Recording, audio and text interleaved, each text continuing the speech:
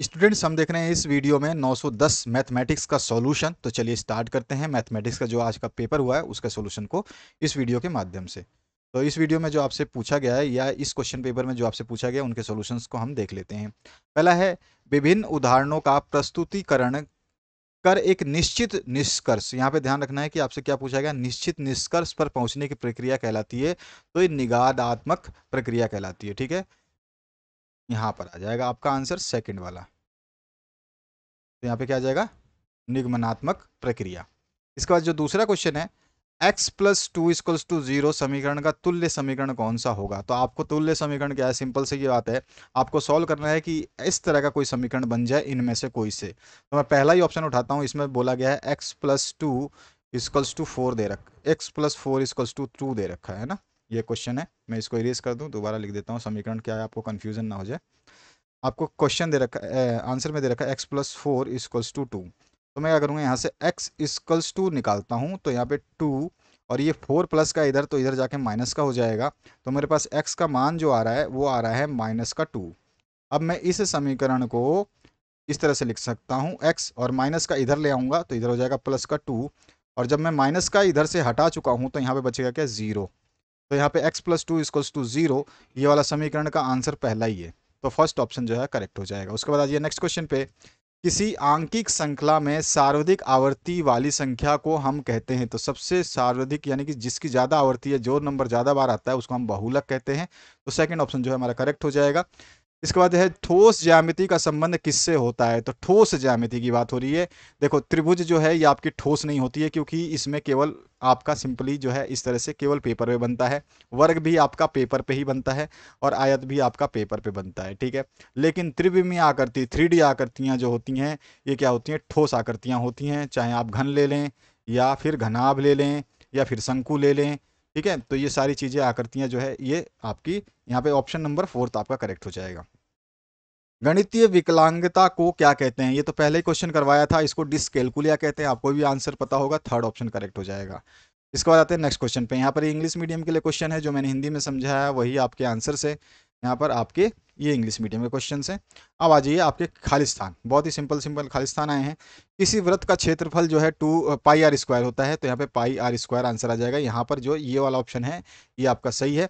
और जो to pi are होता है ये वृत्त की परिधि होती है। परिधि मतलब पेरीमीटर होता है। ठीक है, तो यहाँ पे परिधि हिंदी में लिख देता है यार मैं, परिधि। ठीक है, तो परिधि जो होती है वो होता है ये आपका, और क्षेत्रफल जो होता है वो होता है ये आपका। तो यहाँ पे मैंने लिख दिया पाई आर स्क्वायर, तो ये होता है आपका क्षेत्रफल। इसके बाद विभिन्न परिस्थितियों में किसी एक चर का संख्यात्मक मान खालिस्तान रहता है। तो देखो, किसी चर का, चर की बात हो रही है, अचर नहीं, चर की बात हो रही है। चर जो है इसका मान जो है विभिन्न परिस्थितियों में क्या होता है, बदलता रहता है। बदलता रहता है इसका मतलब क्या होगा, अनिश्चित रहता है। ठीक है, फिक्स नहीं रहता, वो हमेशा बदलता रहता है।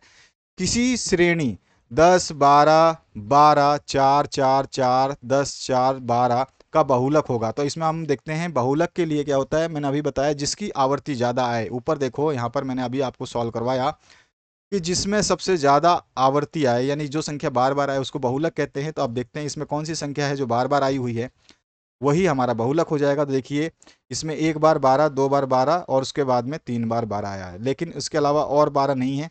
अब मैं देखूं तो 4 एक बार आया हुआ है, 2 बार आया हुआ है, 3 बार आया हुआ है, 4 बार आया हुआ है। तो 4 की संख्या ज़्यादा है, इसीलिए बहुलक जो हमारा 4 हो जाएगा। तो इसका आंसर हो जाएगा 4। इसके बाद है, प्रसिद्ध पुस्तक द एलिमेंट्स के लेखक खालिस्तान है।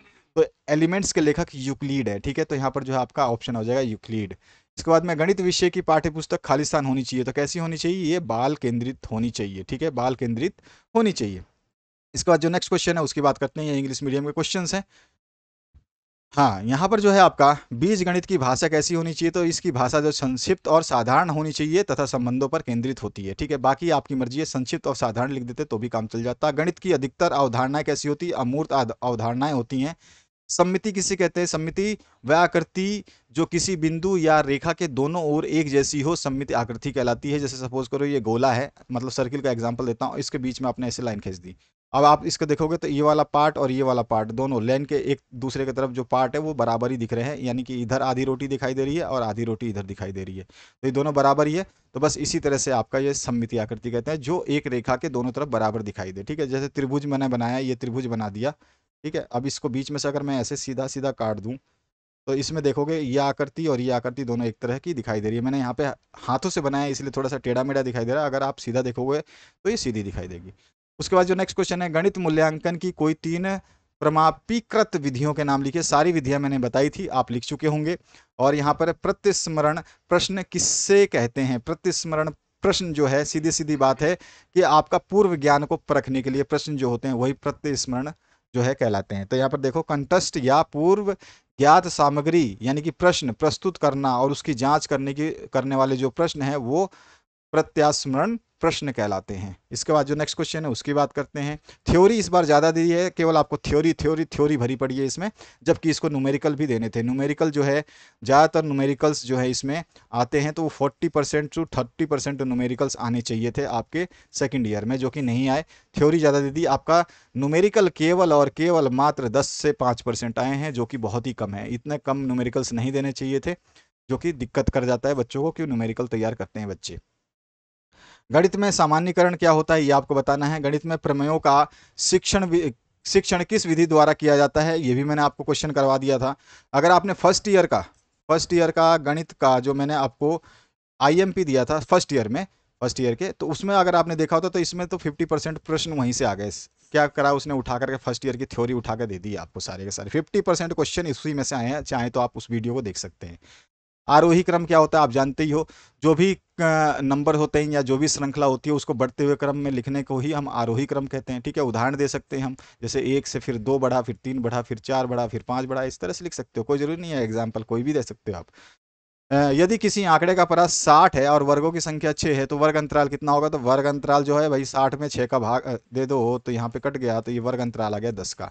तो 10 जो है इसका वर्ग अंतराल आता है। ठीक है, अब नेक्स्ट क्वेश्चन जो है इसको देखते हैं। समानांतर चतुर्भुज किसे कहते हैं? इसकी 2 विशेषताएं मैंने बता रखी हैं। समानांतर चतुर्भुज जो है उसमें क्या होता है कि आमने सामने की जो भुजाएं हैं वो क्या होती हैं? समानांतर होती हैं। ठीक है, ध्यान रखना है। और जो इसमें आपके कोण होते हैं, जो तिर्यक कोण होते हैं, कोने कोने के कोण, वो आपस में क्या होते हैं? बराबर होते हैं। ये भी ध्यान रखना है। ठीक है, इस तरह से इसकी 2 विशेषताएं लिखनी थी। 2 विशेषताएं तो इतना ही लिख दो, बहुत है। इसके बाद आ जाइए नेक्स्ट क्वेश्चन पे। गणित अवधारणाओं के स्पष्टीकरण हेतु कोई 6 मूर्त सामग्री की सूची आपको देनी थी। उसके बाद जो नेक्स्ट क्वेश्चन है, वास्तविक वस्तुएं गणित के अधिगम में किस प्रकार सहायता करती हैं, लिखना है आपको। इसके बाद बीज गणित के अध्ययन में पहेली के महत्व को आपको समझाना है। बहुत ज़्यादा इसमें जो है केवल थ्योरी घुसी हुई है। और बीज गणित शिक्षण के कोई 3 उद्देश्य आपको बताने हैं। ठीक है, अलजेब्रा के। उसके बाद गणित के प्रभावी शिक्षण हेतु कोई 3 कक्षागत प्रक्रियाएं जो है आपको बतानी है। शिक्षकों के लिए पाठ्य पुस्तक किस प्रकार उपयोगी हो सकती है, ये तो आप बता सकते थे, क्योंकि ये तो आपके बहुत सारे पहले भी बात की गई है कि पाठ्य पुस्तक शिक्षक के लिए किस प्रकार उपयोगी होते हैं। आपके अगर न्यूमेरिकल आते हैं तो बहुत अच्छा पेपर बनता है ये, लेकिन ऐसा जो है एग्जामिनर ने गलत किया है। और उनको क्या है, आपके लिए ब्लूप्रिंट जो आपको दी गई है उसमें क्या है, इसको एक मॉडल पेपर टाइप में भी देना था कि किस तरह के प्रश्न पूछे जाएंगे। इसमें न्यूमेरिकल दिए ही नहीं, न्यूमेरिकल ना के बराबर दिए हैं। अगर न्यूमेरिकल नहीं दिए, न्यूमेरिकल का मतलब होता है कि आपको प्रश्न जो है, सूत्र वाले प्रश्न जो है आपको नहीं पूछे गए हैं। तो ये बहुत बड़ी गलत है। जबकि पिछले 2-3 सालों से 3 वर्षों से जो है हमेशा जो है आपसे न्यूमेरिकल पूछे जा रहे हैं। और जो न्यूमेरिकल केवल करके आ जाते हैं वो आराम से 50% नंबर लेके आ जाते हैं। 50% नंबर बहुत बड़ी बात होती है। 50 आधा नंबर तो आप न्यूमेरिकल से ले आते हो, लेकिन यहाँ पे सारे के सारे थ्योरी है, तो आपको जितने भी नंबर लेने हो सारे थ्योरी करके ही लेनी है। शिक्षकों के लिए पाठ्य पुस्तक कैसे उपयोगी हो सकती है आपको बताना था। यदि किसी त्रिभुज की 2 भुजाएं बराबर हों, देखो त्रिभुज की 2 भुजाएं बराबर हो, उनके सम्मुख कोण भी बराबर होते हैं, तो ये सिद्ध करना है आपको। ठीक है, सीधा सीधा इसने पूछ लिया, वो आपको जो है SAS नियम वाला लगा देना है। ठीक है, SAS नियम, जिसमें आपके क्या हो जाएंगे, साइड एंगल साइड वाला। ठीक है, तो आप इस तरह से कर सकते थे। और उसके बाद में गणित शिक्षण में अधिगम विधि का महत्व क्या है, ये मैंने विधि आपको फर्स्ट ईयर के लिए करवाई थी। अगर आप उसको देख चुके होते तो इसको भी कर चुके होते। रैखिक समीकरणों को हल करने के लिए प्रस्तुत नियम, प्रमुख नियम जो है क्या क्या है वो आपको बताने हैं। उसके बाद जो है यहाँ पर गणितीय चिन्हों का प्रयोग करके आपको ये लिखना है। ए के 3 गुना से 5 अधिक, यानी कि ए का 3 गुना, ए तो है ही, इसका 3 गुना हो गया, इससे 3 गुना कर दोगे और इससे 5 अधिक प्लस में 5 जोड़ दोगे, तो ये समीकरण नंबर 1 बन गई आपकी इसकी। ठीक है, यानी कि मैं बोल सकता हूँ, इसको लिख सकता था मैं 3a + 5 = 0। ठीक है, ये आपका पहला समीकरण। ए से 7 कम, ए से 7 कम यानी कि ए में से 7 घटा दो, ये आपका ए से 7 कम।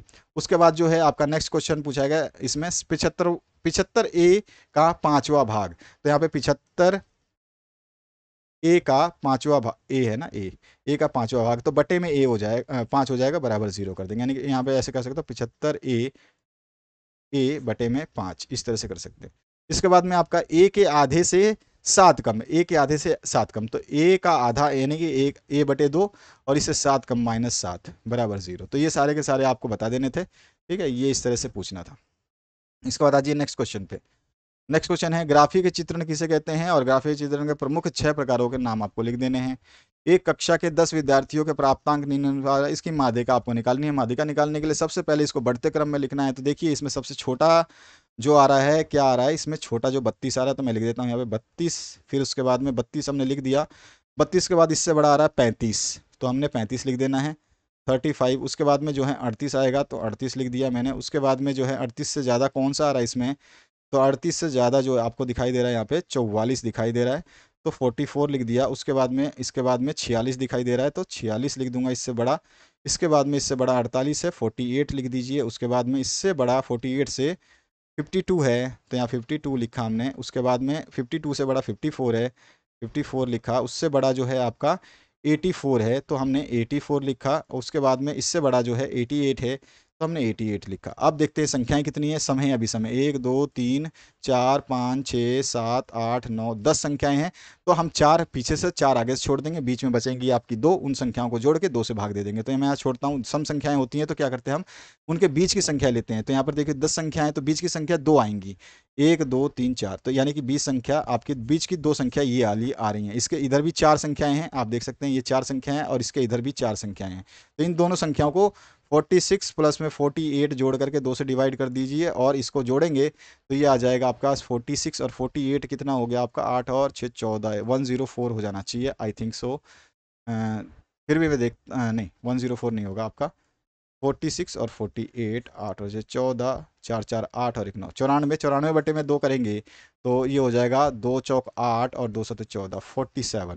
तो यहाँ पे 47 जो है इसका आंसर आपका आ जाता। इसके बाद आते हैं नेक्स्ट क्वेश्चन पे। कहीं मैंने कैलकुलेशन में मिस्टेक करी हो तो उसको देख लेना, विधि ये रहेगी। नेक्स्ट जो क्वेश्चन है, समचतुर्भुज तथा समलंब क्या होते हैं, ये आपको बताना है, इसकी विशेषताएं बतानी है। छेदन रेखा तथा स्पर्श रेखा में कोई 4 प्रमुख अंतर क्या क्या होते हैं बता देने हैं। गणित में तर्क कौशल के मूल्यांकन हेतु आकलन किस प्रकार करते हैं ये बताना है। गणित में आकलन के प्रमुख उद्देश्य का वर्णन आपको संक्षेप में करना है। गणित में पैटर्न, पैटर्न तो हमेशा ही पूछा जाता है, ठीक है, इस बार क्वेश्चन ही नहीं दिए पैटर्न के भी आपको। निम्नलिखित गणित में समस्या समाधान की प्रक्रिया के विभिन्न पदों का वर्णन आपको करना है। समस्या समाधान की विधि मैंने बताई थी फर्स्ट ईयर में, क्योंकि अभी 2 दिन से नेट नहीं था, प्रॉब्लम थी, तो मैंने फर्स्ट ईयर के वीडियो बनाए थे उसमें बता दिया था। सर्वांग समता समरूपता का अर्थ स्पष्ट करते हुए दोनों में प्रमुख अंतर आपको बताना है, तो ये भी मैंने फर्स्ट ईयर में करवा दिया था। मतलब मैं कह रहा हूँ कि फर्स्ट ईयर का अगर आपने मॉडल पेपर पढ़ लिया होता तो मैक्सिमम क्वेश्चन आपके हो जाएगा। बेलनाकार टंकी की त्रिज्या यानी कि आर दे रखा है आपको 14, ऊंचाई एच दे रखा है 35, तो टंकी का संपूर्ण पृष्ठीय क्षेत्रफल, संपूर्ण पृष्ठीय का क्षेत्रफल का जो फॉर्मूला होता है 2 पाई आर, आर प्लस में एच होता है। तो यहाँ पे सीधा सीधा अब आपको करना क्या था, 2 पाई तो है ही आपके पास में, अब इसके साथ में आर है, तो आर आपको 14 दे रखा है, 14 लिख देना है, फिर ब्रैकेट में 14 है क्योंकि आर है वहाँ पे, आर लिख देना है 14, प्लस में एच कितना दे रखा है आपको 35, तो यहाँ पे 35 हो जाएगा। अब इसको जोड़ लीजिए, यह तो 2 पाई रहेगा ही, यहाँ पे इंटू में 14 है, और ब्रैकेट वाला 14 और 35 जो हो गया आपका 39 और 49, तो इंटू में 49 हो गया। अब मैं जानता हूँ पाई को हम लिख सकते हैं 22/7, तो यहाँ पे लिख देता हूँ 22/7 गुणा में 14 गुणा में 49, इसको काटूंगा तो 7 7 49 या 7 दूनी 14, जैसे मर्जी कर ले। अब आप 7 गुणा 14 गुणा 22 गुणा 2 कर लीजिए, यही आपका आंसर होने वाला है। तो आप इसमें देख सकते हैं, आंसर कर लीजिएगा 2 × 22 × 14 × 7। अब इसका जो भी गुणा आएगा यही आपका आंसर हो जाएगा, ठीक है, फॉर्मूला ये यूज़ करना था। इसके बाद में गणित पाठ्यचर्या के निर्माण में सिद्धांतों का वर्णन कर देना है, और गणित प्रयोगशाला की आवश्यकता एवं महत्व का वर्णन कर देना है। तो बस यही आपका क्वेश्चन पेपर था। न्यूमेरिकल नहीं आए, इस बात का दुख है, न्यूमेरिकल बच्चों के लिए आने चाहिए थे, वो बच्चे बहुत ज़्यादा तैयार करके न्यूमेरिकल गए थे। और जिन्होंने फर्स्ट ईयर का जो मॉडल पेपर है, अगर उसको थोड़ा सा भी देखा था तो वो फर्स्ट ईयर के मॉडल पेपर से करके आ गए होंगे, तो उनको कोई दिक्कत नहीं है। न्यूमेरिकल्स बिल्कुल ही नहीं आए, न्यूमेरिकल्स आए ही नहीं, ना के बराबर आए हैं। जैसे कि मैंने आपको अभी कराया, एक क्वेश्चन यहाँ पे कराया जो 5 नंबर का था, और एक ऊपर जो है 2-3 नंबर का कराया। 8-10 नंबर के कोई न्यूमेरिकल आते हैं, तो कोई ज़्यादा न्यूमेरिकल निकल आते हैं, कम से कम 30 नंबर के न्यूमेरिकल आने चाहिए थे। तो आशा करता हूँ इस वीडियो से आप लोगों को हेल्प मिली होगी, आपने वीडियो देख करके अपने स्कोर को भी मैच कर लिया होगा। Thank you very much, have a good day.